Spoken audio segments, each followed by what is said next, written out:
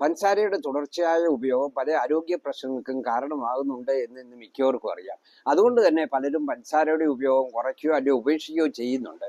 പക്ഷേ ഈ പഞ്ചസാരയുടെ ഉപയോഗം കുറയ്ക്കുകയും അതുപോലെ തന്നെ ഉപേക്ഷിക്കുകയോ ചെയ്യുന്നവരൊക്കെ, പ്രത്യേകിച്ച് പ്രമേഹ രോഗികൾ ചോദിക്കുന്ന ഒരു ചോദ്യമാണ് പഞ്ചസാരയ്ക്ക് പകരം നമുക്ക് തേൻ ഉപയോഗിക്കാമോ എന്ന്. പ്രമേഹം ഇല്ലാത്തവരും ആ ചോദ്യം ഉന്നയിക്കുന്നുണ്ട്. അപ്പോൾ ഈ പഞ്ചസാരയും തേനും തമ്മിലുള്ള വ്യത്യാസങ്ങൾ എന്താണ് എന്ന് നമ്മൾ മനസ്സിലാക്കിയിരുന്നാൽ നമുക്ക് ആ ചോദ്യത്തിന് ഉത്തരം കണ്ടെത്തുവാൻ വളരെയധികം എളുപ്പമായിരിക്കും.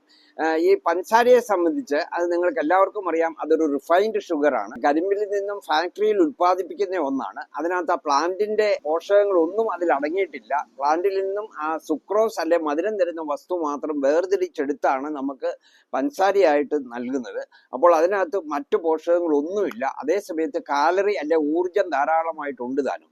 പക്ഷേ തേനിനെ സംബന്ധിച്ച് അങ്ങനെയല്ല. തേന് ഒരു നാച്ചുറൽ പ്രൊഡക്റ്റ് ആണ്. തേനിനകത്ത് പോഷകങ്ങൾ കുറച്ചെങ്കിലും അടങ്ങിയിട്ടുണ്ട്. ഏതാണ്ട് 15ഓളം പോഷകങ്ങൾ, അതായത് വൈറ്റമിൻസ്, മിനറൽസ്, ധാതുക്കൾ അടങ്ങിയിട്ടുണ്ട് എന്നാണ് പറയുന്നത്. പക്ഷെ ഈ പോഷകങ്ങളുടെ അളവ് വളരെ കുറവാണ് എന്ന് നമ്മൾ മനസ്സിലാക്കിയിരിക്കണം. കൂടാതെ അതിനകത്ത് എൻസൈംസ് നല്ല രീതിയിൽ അടങ്ങിയിട്ടുണ്ട് താനും. പിന്നെ ഈ തേനിന് പഞ്ചസാരയേക്കാൾ ഇരട്ടി മധുരമുണ്ട്. പിന്നെ ഈ പഞ്ചസാരയുടെയും അതുപോലെ തന്നെ തേനിന്റെയും ഗ്ലൈസീമിക് ഇൻഡെക്സ് തമ്മിൽ വളരെയധികം വ്യത്യാസമുണ്ട്.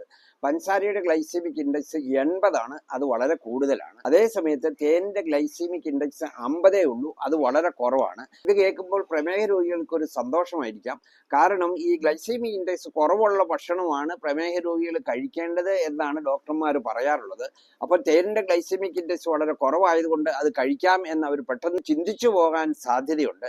പക്ഷേ ഇതിന്റെ ഗ്ലൈസീമിക് ഇൻഡെക്സ് കുറവാണെങ്കിലും ഇതിനകത്ത് കാർബോഹൈഡ്രേറ്റ് കൂടുതലായിട്ടുണ്ട്, കാലറി കൂടുതലായിട്ടുണ്ട്. അതുകൊണ്ട് ഒരു പ്രമേഹ രോഗിയെ സംബന്ധിച്ചിടത്തോളം ഈ പഞ്ചസാരയ്ക്ക് പകരം തേൻ ഉപയോഗിച്ചുകൊണ്ട് കാര്യമായ പ്രയോജനങ്ങളൊന്നും ലഭിക്കുകയില്ല. രണ്ടും ഒരുപോലെ തന്നെ അവരുടെ രക്തത്തിലെ പഞ്ചസാരയെ ഉയർത്തുന്ന മധുരമാണ്. പ്രമേഹം ഇല്ലാത്തവർക്കാണെങ്കിൽ ഈ തേൻ ഉപയോഗിക്കുകയാണെങ്കിൽ പഞ്ചസാരയേക്കാൾ അല്പം ഭേദമാണ് എന്ന് പറയാം. പക്ഷേ തേനിന്റെ സ്ഥിരമായ ഉപയോഗം അവിടെയും അനുവദിക്കുന്നില്ല. തേൻ നമുക്ക് മധുരത്തിന് വേണ്ടി വല്ലപ്പോഴും ഉപയോഗിക്കുന്നതിൽ പ്രമേഹം ഇല്ലാത്തവർക്ക് കുഴപ്പമൊന്നുമില്ല.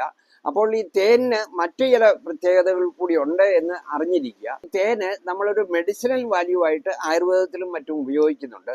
അപ്പോൾ തേന് നമ്മുടെ നാട്ടിൽ സുലഭമാണ്. തേനും പഞ്ചസാരയും തമ്മിലുള്ള വ്യത്യാസം എന്താണ് എന്ന് നമുക്ക് മനസ്സിലായി.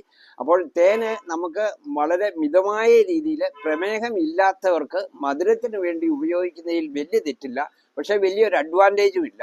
അതേസമയത്ത് പ്രമേഹ രോഗികൾക്ക് രണ്ടും ഒരുപോലെ തന്നെയാണ്. അവർ പഞ്ചസാരയും ഉപയോഗിക്കാൻ പാടില്ല, തേനും ഉപയോഗിക്കാതിരിക്കുന്നതാണ് നല്ലത്. തേൻ ഉപയോഗിച്ചാലും അവരുടെ രക്തത്തിലെ പഞ്ചസാരയുടെ നിലവാരം ഉയരാൻ സാധ്യതയുണ്ട്.